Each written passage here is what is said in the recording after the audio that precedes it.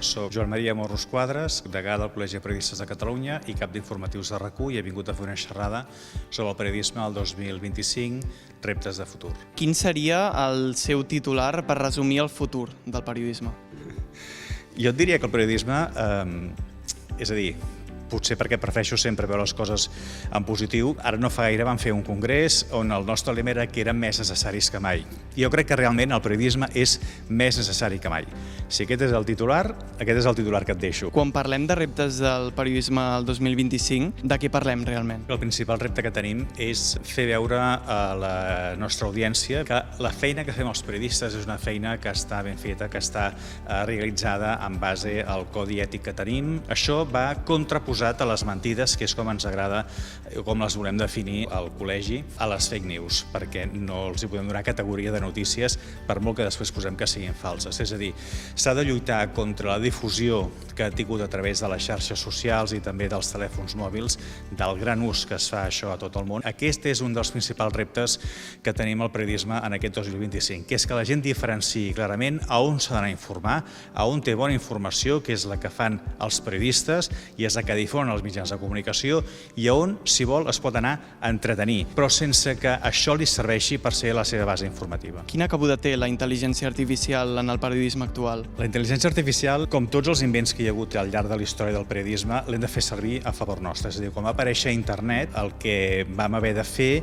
és conèixer internet, fer-lo servir perquè ens ajudés. Doncs ara la intel·ligència artificial és exactament el mateix. És una eina molt potent que ens ha de servir perquè alguns processos que poden ser més automatitzats els puguem derivar a la intel·ligència artificial i que després això ens doni més temps als periodistes per poder fer un altre tipus de feina, més d'anàlisi i més de contrastar aquesta informació. Amb tot això és quan ens la farem nostra. Això per un cantó. I per l'altre hem de tenir en compte que no podràs substituir mai el que tingui un periodista. És a dir, tu aniràs a cobrir una notícia al lloc dels fets i tu allà el que veuràs és tota una composició d'allò, parlaràs amb la gent, veuràs què és el que ha passat, agafaràs tot un seguit de dades i informació que això et permetran després analitzar-ho i convertir tot aquest volum de dades a la informació que donaràs a la teva audiència. Això ja no ho podrà fer, no podrà anar als llocs. Com està impactant a RAC1 la intel·ligència artificial? A RAC1 el que vam fer va ser agafar tota la plantilla i vam dedicar-nos a fer sessions de formació perquè coneguessin totes les eines que hi ha al seu abast per poder-les utilitzar en benefici de la nostra feina al dia a dia. És a dir, sempre ha de ser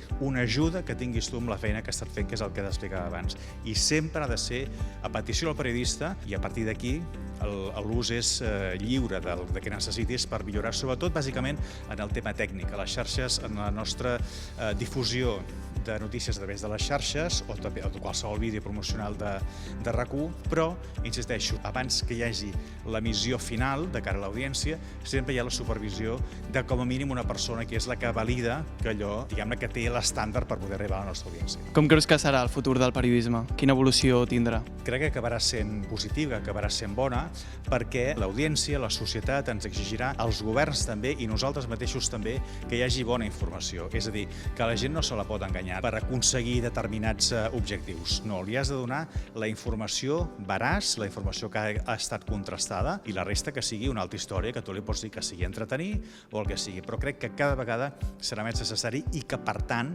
jo crec que el futur l'hem de veure amb optimisme i fer servir en benefici propi totes aquestes eines que vagin sortint en l'evolució de la carrera. I el poder del relat segueix estant en mans del periodisme o també la immediatesa? La immediatesa jo crec que és una de les nostres principals enemigues. Ara la gent el que vol són vídeos curts, que no excedeixin els 30 segons, moltes vegades ni s'acaben de consumir, però això, insisteixo, és a dir, jo crec que ho hem de diferenciar del que seria informar. Si tu agafes una notícia i la vas escurçant tant, t'hauràs deixat molta informació pel camí. Evidentment pots acabar fent un titular que ocupi aquest espai, però li faltarà matisos, li faltarà alguna qüestió que permeti que sigui una miqueta més aclaridora. Jo crec que hem de fer exactament el mateix. Hem de posar en valor, a més, la feina que fem. El que passa que sempre és aquesta necessitat que si tu entres a una pàgina web a les 8 del matí i tornes a entrar a les 10, si la veus exactament igual, la sensació que tens com a usuari és que no ha passat res i que no pot ser que no hagi passat res. És a dir, que per tant aquí estan fent malament la seva feina, no estan actualitzant, en alguns moments hi ha d'haver una certa lentitud i has de poder oferir molta més cosa, no? És a dir, aquella informació i a més hi has de poder oferir anàlisi i a més hi has de poder oferir una miqueta més de contrast perquè la gent acabi decidint-te. Hem de veure si això es pot trencar, perquè evidentment el que hi ha hagut és una rapidesa absoluta cap a fer el missatge com més curt possible millor. El que passa que caiem en el perill que el missatge sigui tan curt que et faltin moltes dades allà com per poder donar una mínima informació que sigui necessària. Com a estudiants de comunicació, què està a les nostres mans per millorar el futur del periodisme? Heu de ser molt curiosos. És a dir, heu de tenir moltes ganes de saber què és el que passa, per què passa, investigar-ho, analitzar-ho i explicar-ho a la gent. Vosaltres el que teniu és la gran responsabilitat de ser això, de ser curiosos, de tenir la màxima informació de tot allò que passa i explicar-ho a la gent.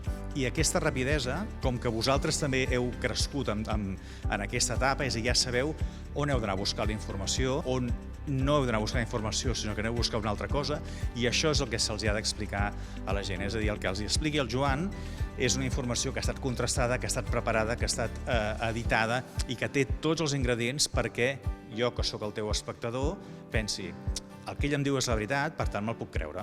Aquesta és la gran responsabilitat que teniu, que no difereix gaire de la que hem anat tenint els periodistes que us hem precedit.